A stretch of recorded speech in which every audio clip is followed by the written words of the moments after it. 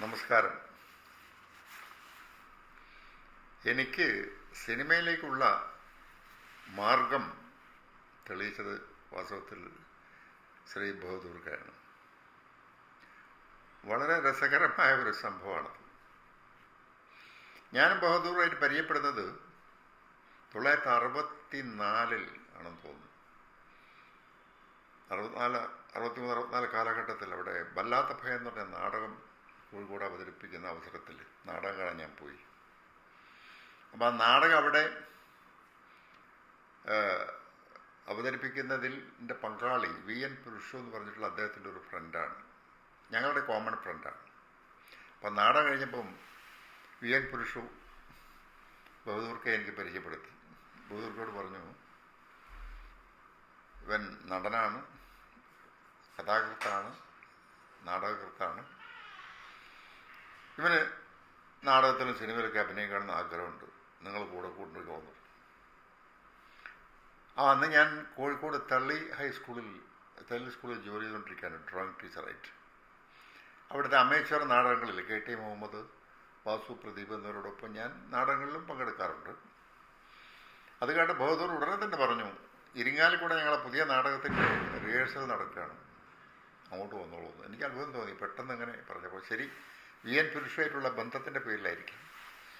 അത് കേൾക്കേണ്ട താമസം. അടുത്തത് ഏതാനും ദിവസങ്ങൾക്കുള്ളിൽ ഞാൻ സ്കൂളിൽ നിന്ന് ലീവ് എടുത്തിട്ട് ഇരിങ്ങാലിക്കൂടെ നാടക ക്യാമ്പിൽ പോയി. അവിടെ പ്രേംനവാസ്, പ്രഭു ഭരതൻ തുടങ്ങിയിട്ടുള്ളവരൊക്കെ നാടകങ്ങൾ അഭിനയിക്കുന്നുണ്ട്. ആ കൂട്ടത്തിലൊരു ചെറിയ വേഷം എനിക്കും തന്നു. പിന്നെ നാടകരചനയ്ക്ക് MM ഇബ്രാഹിം എന്ന് പറഞ്ഞ നാടകകൃത്തിനെ സഹായിക്കുക. ഇങ്ങനെ ഞാൻ ആ ക്യാമ്പിൽ കൂടി സ്കൂളിൽ നിന്ന് ലീവ് എടുത്തിട്ട് പോകും. ഒരു വർഷത്തോളം ബഹദൂറിൻ്റെ വല്ലാത്ത പഹയൻ, അടിയന്തരാവസ്ഥ, മാണിക്കൊട്ടാരം എന്നീ നാടകങ്ങളിൽ ഞാൻ പങ്കെടുത്തു. അങ്ങനെ എനിക്ക് ഒരവസരത്തിൽ ഡയറക്ടർ സേതുമാധവൻ ഓടയിൽ നിന്നെന്ന് പറഞ്ഞ സിനിമയാണെന്ന് തോന്നുന്നു, അതിൻ്റെ 50-ാം ദിവസം കോഴിക്കോട്ട് വന്നു. അന്ന് KT മുഹമ്മദ് എന്നെ പരിചയപ്പെടുത്തി.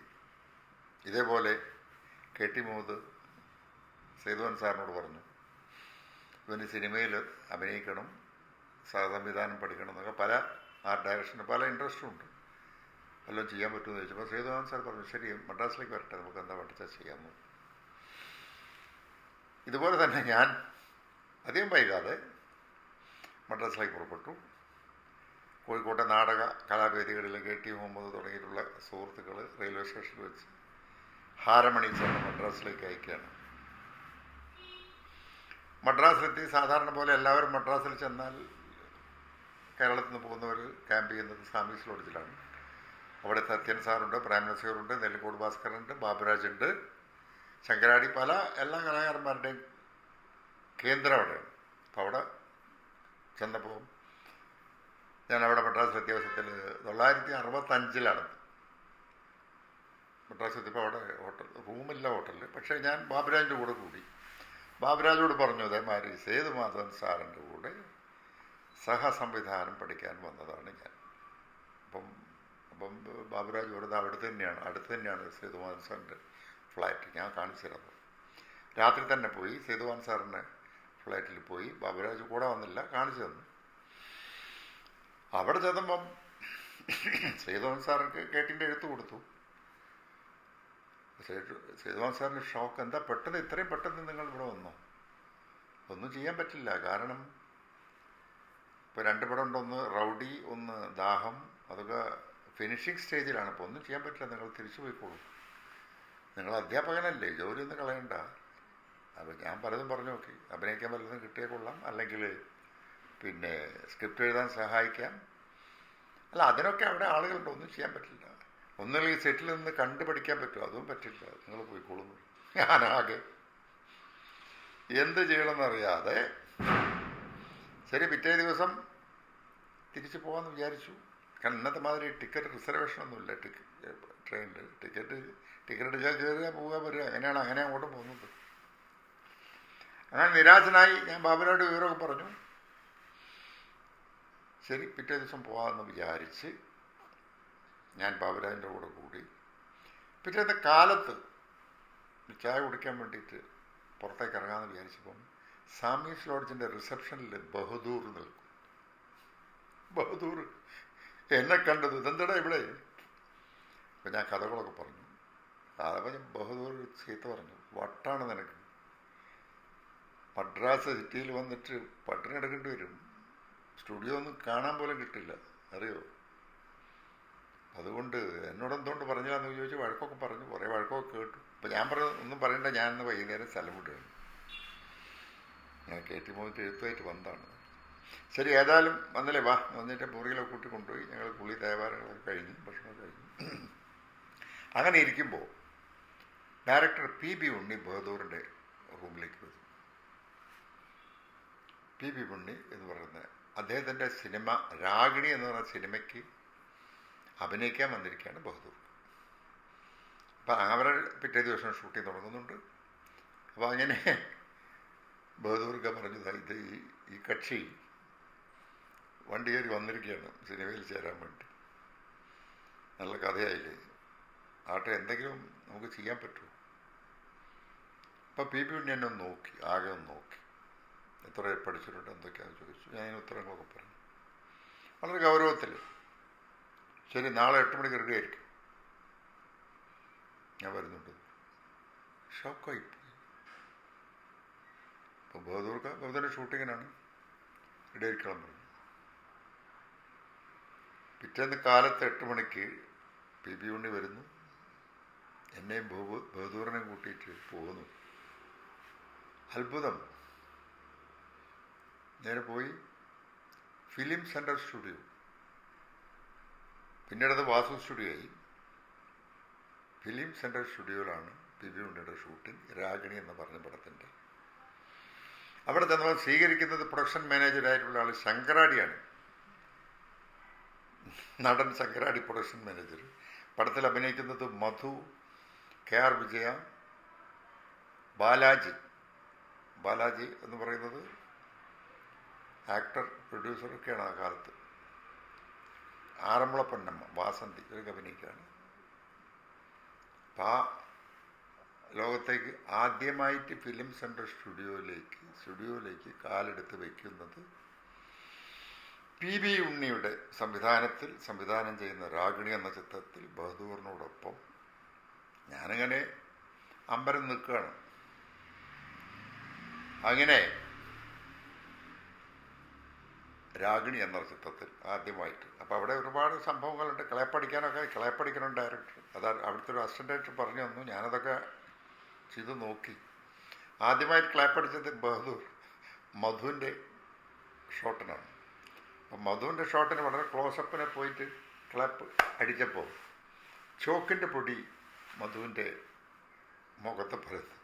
മധു ആകെ അപ്സെറ്റായി.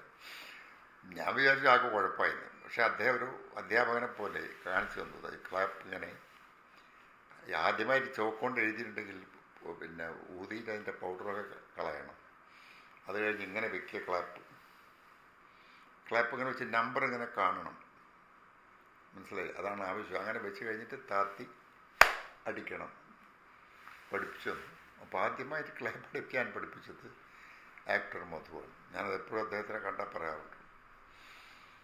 അങ്ങനെ ഒരു വിധത്തിൽ അവിടെ എല്ലാ പണികളും, അപ്പം ക്ലാപ്പടിക്ക് മാത്രമല്ല ഫ്ലോർ ക്ലീൻ ചെയ്തൊക്കെ വരെ ചെയ്യേണ്ടി വന്നിട്ടുണ്ട് സാഹചര്യം കൊണ്ട്. എന്തിനും ഞാൻ തയ്യാറായി പോയിരിക്കുകയാണ്. അങ്ങനെ ആ ഷെഡ്യൂൾ കഴിഞ്ഞപ്പോൾ 10 ഷൂട്ടിംഗ് ഉണ്ടായിരുന്നു. PB ഉണ്ണിയോട് ബഹദൂർ ചോദിച്ചു, എങ്ങനെയുണ്ട് കക്ഷി എന്ന് ചോദിച്ചു. PB ഉണ്ണി പറഞ്ഞു, ഹി വിൽ കം അപ്പ്, ആൾ വരും, എൻ്റെ പൊന്നും മോനെ നിനക്ക് നല്ല കാലമായി എന്നൊക്കെ ബഹദൂർക്ക് പറഞ്ഞു. അങ്ങനെയാണ് പിന്നീട് മറ്റൊരു സംഭവം എന്താണെന്ന് വെച്ചാൽ, അത് തീർന്നുകൊണ്ടിരിക്കുമ്പോൾ ബഹദൂർക്ക് എന്നോട് പറയണം, എൻ്റെ സമയം തന്നെയാണ് നമ്മളെ നാടകം മാണിക്യ കൊട്ടാരം കലാലയ സിനിമയാക്കാൻ പോകുന്നു, ഞാൻ അതിന് വന്നതാണിപ്പോൾ. അപ്പോൾ കൂടെ ഇബ്രാഹിമുണ്ട്, MM ഇബ്രാഹിം, അയാളാണ് വല്ലാത്തപ്പോൾ എൻ്റെ ബഹദൂറിൻ്റെ നാടകങ്ങൾ എഴുതുന്നയാൾ. അപ്പോൾ ഇബ്രാഹിമിനെ എന്നെ കണ്ടപ്പം ഭയങ്കര സന്തോഷമായി. നീ ഇവിടെ ഉണ്ടോ? അയ്യോ വളരെ സന്തോഷം, എനിക്ക് ഈ തിരക്കഥ എന്ന് പറയുന്ന ഒരു പിടിയില്ല എഴുതാൻ. നീ കുറേ സിനിമാ നിരൂപണമൊക്കെ എഴുതിയിട്ട് കുറച്ചൊക്കെ പിടിയൊക്കെ ചെയ്തിട്ടുണ്ടല്ലോ, ഒന്ന് സഹായിക്കണം എന്ന് പറഞ്ഞു. അപ്പോൾ അപ്പോൾ ബഹദൂറും പറഞ്ഞു, നാടകമൊക്കെ എഴുതിയിട്ട് പരിചയമുണ്ടല്ലോ, അപ്പോൾ അതുകൊണ്ട് അങ്ങനെ തിരക്കഥ എഴുതാൻ സഹായിക്കണമെന്ന് പറഞ്ഞപ്പോൾ സ്വാമീസ് ലോഡ്ജിൽ നിന്ന് ഞങ്ങൾ മറ്റൊരു ലോഡ്ജിലേക്ക് പോകുന്നു, ഉമാ ലോഡ്ജിലേക്ക്. സംവിധാനം യു രാജഗോപാൽ, ചെമ്മീൻ റിലീസായ കാലഘട്ടത്തിലാണ്. അദ്ദേഹമാണ് പടം ഡയറക്റ്റ് ചെയ്യുന്നത്. അങ്ങനെ അദ്ദേഹത്തിൻ്റെ കൂടെ ചർച്ചയൊക്കെ ചെയ്ത് തിരക്കഥകളൊക്കെ തയ്യാറാക്കി മാണിക്കൊട്ടാരം എന്ന സിനിമ, അതിനകത്ത് ഞാൻ ഓൾ ഇൻ ഓളായിട്ട് ഫോട്ടോഗ്രാഫിയും രാജഗോപാലിൻ്റെ കൂടെ, ബഹദൂറുണ്ട്, അതിൽ വർക്ക് ചെയ്യുന്നു. മാണിക്യ കൊട്ടാരം പടം തീർന്നപ്പോൾ അപ്പം രാജഗോപാൽ എൻ്റെ വർക്കിനെ പറ്റിയൊക്കെ കണ്ട് ഭയങ്കര അപ്രീഷിയേഷനായി. എല്ലാ വർക്കും ചെയ്യുന്നുണ്ട്, സ്ക്രിപ്റ്റ് എഴുതാൻ ചെയ്യുന്നുണ്ട്, ഡയലോഗ് പറഞ്ഞു കൊടുക്കുന്നുണ്ട്. അങ്ങനെയൊക്കെ MS മണി എന്ന് പറഞ്ഞാൽ ആ കാലഘട്ടത്തിൽ ഏറ്റവും വലിയ എഡിറ്റർ, ഡയറക്ടർ, മലയാളം, തമിഴ്, തെലുങ്ക്, ഹിന്ദി പടങ്ങളുടെ ഒക്കെ എഡിറ്ററായിട്ട് ഫേമസ് അദ്ദേഹമാണ്. ഈ യു രാജഗോപാലിൻ്റെ മാണിക്യ കൊട്ടാരത്തിൻ്റെ എഡിറ്റർ. അദ്ദേഹത്തോട് പറഞ്ഞു, കോഴിക്കോട് മലബാറിൽ നിന്നൊരു നല്ല ഇൻ്റലിജൻ്റായ ഒരു പയ്യൻ വന്നിട്ടുണ്ട്, അവനെ കൂടെ ചേർക്കണം, അവൻ പാട്ടുപാടും. പാട്ടുപാടെന്ന് പറയാൻ കാരണം മാണിക്യ കൊട്ടാരം എന്ന് പറഞ്ഞ സിനിമയിൽ KP ഉമ്മറാണ് ഹീറോ. അപ്പോൾ പാട്ട് പാടുന്ന ഈ പ്ലേബാക്ക് ഇൻസ്ട്രുമെൻ്റ് കേടുവന്നു ഔട്ട്ഡോറിൽ ഞങ്ങൾ കടപ്പുറത്ത് പിന്നെ പാട്ട് പിക്ചറൈസ് ചെയ്യുമ്പോൾ. അപ്പം യു രാജഗോപാലിനറിയാം ഞാൻ പാട്ട് പാടുന്നു. അപ്പം ഇൻസ്ട്രുമെൻ്റ് കേടുവന്നപ്പം പിന്നെ എന്നോട് രാജഗോപാൽ പറഞ്ഞു, ഇവിടെ അത് പാട്ടിൻ്റെ ടൈമിങ് അറിയണം, നീ ഒന്ന് പാടി കൊടുക്കുന്നു. അപ്പം ഞാൻ പാടുകയാണ്, മനസ്സിൻ്റെ മലരണിക്കാവിൽ നീ തീർത്ത മാണിക്യ കൊട്ടാരമെവിടെ, എവിടെ. ഇത് ഞാൻ പാടുന്നു, ഉമ്മർ അഭിനയിക്കുന്നു. ഇങ്ങനെ പാട്ട് മുഴുവൻ വരികൾ അത് ലിപ്പോമില്ലാത്തത് കൊണ്ട് ഉമ്മർ അഭിനയിക്കാൻ വേണ്ടി പാടിക്കൊടുക്കുന്നു. ഇതൊക്കെ രാജഗോപാലിനെ കണ്ടപ്പോൾ അത്ഭുതം തോന്നി, ഇവൻ കൊള്ളാമല്ലോ. അങ്ങനെ MS മണിയോട് പോയി പറഞ്ഞു ഈ സംഭവമൊക്കെ. അപ്പോൾ MS മണി വളരെ സീരിയസ് ആയിട്ടുള്ളൊരു, അധികം സംസാരിക്കുന്നില്ല, അത് നോക്കി. അപ്പോൾ പറഞ്ഞു ഉറക്കൊഴിയേണ്ടി വരും, ഞാൻ തെലുങ്ക്, തമിഴ്, ഹിന്ദി പടങ്ങളൊക്കെ എഡിറ്റ് ചെയ്യുന്നുട്ടോ, എൻ്റെ കൂടെ വന്ന് ഉറക്കൊഴിയുന്നിട്ട് വരും, ഞാൻ അതിന് സാധിക്കും. ഞാൻ പറഞ്ഞു എന്തിനും തയ്യാറാണ്. അപ്പം അങ്ങനെ തളിരുകൾ എന്ന് പറഞ്ഞൊരു പടം MS മണി ഡയറക്റ്റ് ചെയ്യുന്നു. പ്രൊഡ്യൂസർ ഡോക്ടർ ബാലകൃഷ്ണൻ നോക്കുമ്പം ഫറൂഖ് കോളേജിൽ ബഹദൂറിൻ്റെ ക്ലാസ്മേറ്റാണ്. അപ്പോൾ പിന്നെ പറയേണ്ട കാര്യമില്ലല്ലോ. ബഹദൂർ എന്നെ കൊണ്ട് ഡോക്ടറെ അടുത്ത് പോയി, ഞാൻ MS മണിനെ കണ്ടിട്ടുണ്ട്, ഇവനെ കൂടെ വെച്ചോളണം. അങ്ങനെ തളിരുകൾ എന്ന് പറഞ്ഞ പടത്തിൽ MS മണി ഡയറക്ഷനിൽ നോക്കുമ്പോൾ ഹീറോ സത്യൻ സാറാണ്. അതതിനേക്കാൾ വിശേഷമാണ്. സത്യൻ സാറ് ഞങ്ങളുടെ നാട്ടിൽ പിന്നെ വയനാടിൻ്റെ അടിവാരത്തിൽ ആദ്യകിരണങ്ങൾ ഷൂട്ടിങ് പിന്നെ വന്നപ്പോൾ P. ഭാസ്കർ മാഷിൻ്റെ എഴുത്തും പോയി അവർ പോയിട്ട് ഞാൻ ഈ സത്യൻ സാറിൻ്റെ കൂടെ ഒരു സീനിൽ അഭിനയിച്ചിട്ടുണ്ട്. അന്ന് അഭിനയമൊക്കെ കഴിഞ്ഞിട്ട് ഒരു സീനിൽ ആദ്യകിരണങ്ങൾ അത് കഴിഞ്ഞിട്ട് ഞങ്ങൾ ഒന്നിച്ചാണ് കോഴിക്കോട്ട് കാറിൽ വന്നത്. അന്ന് കാറിൽ സത്യൻ സാറ് നേരമ്പോക്കിന് വേണ്ടി എന്നെ കുറേ പാട്ട് പാടിക്കുകയും മുഹമ്മദ് റാഫിൻ്റെയും കിഷോറിൻ്റെയൊക്കെ പാട്ട് പാടിച്ച് കോഴിക്കോട് വരെ പോകുന്നു. അപ്പം അങ്ങനെ ഒരു പരിചയമുണ്ട്. അപ്പോൾ സത്യൻ സാറാണ് അതിൽ ഹീറോ. അപ്പോഴേക്ക് പിന്നെ താൻ ഇവിടെ എത്തിയോ, ഞാൻ അപ്പോഴേ പ്രതീക്ഷിച്ചു ഇവിടെ സിനിമയിലെത്തുമെന്ന്. അപ്പം അങ്ങനെയൊക്കെ പറഞ്ഞ ആ ബന്ധമായി. അത് കഴിഞ്ഞതിന് ശേഷം MS മണീൻ്റെ കൂടെ വർക്ക് ചെയ്തതിന് ശേഷം JD Thottan, AB Raj, M Krishnan Nair, CV Sridhar തുടങ്ങി നിരവധി സംവിധായകന്മാരുടെ കൂടെ മദിരാശിയിലെ എല്ലാ സ്റ്റുഡിയോകളിലും വർക്ക് ചെയ്യാനുള്ള സാഹചര്യം ഉണ്ടായി. അപ്പോഴൊക്കെ കൂടെ നമ്മുടെ ബഹദൂർക്കയും പറയും, ഇടയ്ക്ക് വഴക്ക് പറയും, തെറ്റും ചീത്തയൊക്കെ പറയും, അതൊക്കെ ഉണ്ടെങ്കിൽ പോലും ആ ഒരു സ്നേഹസമ്പന്നമായ ഒരു സൗഹൃദം, അത് എന്നോട് മാത്രമല്ല തൻ്റെ സ്വന്തം കാര്യങ്ങളെപ്പോലും അവഗണിച്ചുകൊണ്ട് മറ്റുള്ളവരെ സഹായിക്കുന്നതിൽ വളരെയധികം താല്പര്യമുള്ളൊരു വ്യക്തിയായിരുന്നു ബഹദൂർ. എല്ലാവർക്കും അറിയാം ബഹദൂറിനെ സംബന്ധിച്ച് ഒരു വ്യക്തി എന്നുള്ള നിലയ്ക്ക്. പിന്നെ അദ്ദേഹത്തിൻ്റെ അഭിനയം കൊമേഡിയനായിട്ട് വന്നെങ്കിൽ പോലും സീരിയസ് റോളുകളൊക്കെ അഭിനയിച്ചിട്ട് എല്ലാവിധ റോളുകളും അഭിനയിച്ചു. പിന്നീട് ഞാൻ സംവിധായകനായ ശേഷം എൻ്റെ എല്ലാ സിനിമകളിലും ബഹദൂർ സുപ്രധാനമായ വേഷങ്ങളിൽ അഭിനയിച്ചുകൊണ്ട് എൻ്റെ വീട്ടിൽ വരാറുണ്ട്, ഞാനവിടെ പോകാറുണ്ട്. ആ ഒരു സൗഹൃദം വളരെയധികം വളരെ എമോഷണലായിട്ടുള്ള സൗഹൃദം തന്നെയാണ്. മറ്റുള്ളവരെ സഹായിക്കുന്ന കാര്യത്തിൽ ഞാൻ ഇത്രയും ഒരു ഹൃദയ വിശാലതയുള്ളൊരു വ്യക്തിയെ ഞാൻ സിനിമയിൽ പരിചയപ്പെട്ടിട്ടില്ല എന്ന് തന്നെ പറയാം. ഈ കഥകളൊക്കെ ഞാൻ പറഞ്ഞിട്ടുണ്ട്. ഈ കൊടുങ്ങല്ലൂർ അദ്ദേഹത്തിൻ്റെ നാട്ടിൽ ഒരു പരിപാടിക്ക് വന്നപ്പോൾ ഈ കഥകളൊക്കെ പറഞ്ഞിട്ടുണ്ട്. എപ്പോഴും ഓർമ്മിക്കാറുണ്ട് ബഹദൂർക്കെ. എൻ്റെ വീട്ടിലെ കുട്ടികൾക്കൊക്കെ വളരെ അങ്ങനെ ആണ് ബഹദൂറായിട്ടുള്ള നിരവധി സിനിമകൾ ഒന്നിച്ച് വർക്ക് ചെയ്തിട്ടുള്ള എല്ലാ സിനിമകളിലും അദ്ദേഹം പ്രധാനപ്പെട്ട സുപ്രധാനമായ വേഷങ്ങളിൽ, ഇപ്പോൾ കടൽപ്പാലത്തിലൊക്കെ സത്യൻ സാറിൻ്റെ ഒക്കെ കൂടെ അഭിനയിച്ചിട്ടുള്ള, അത് പ്രത്യേകം എടുത്ത് പറയാനല്ല, സീരിയസ് റോളുകൾ. അവസാനമായിട്ട് അഭിനയിച്ചത് പരിണയത്തിലാണെന്ന് തോന്നുന്നു എൻ്റെ സിനിമകളിൽ. ഏതായാലും അങ്ങനെ ഒരു സ്മരണയ്ക്ക് ബഹദൂർക്കെ സ്മരിക്കാനുള്ളൊരു അവസരം ഒരുക്കിയ ഈ ചാനലിൻ്റെ പരിപാടി ആസൂത്രണക്കാരോട് ഞാൻ എൻ്റെ നന്ദി രേഖപ്പെടുത്തുന്നു.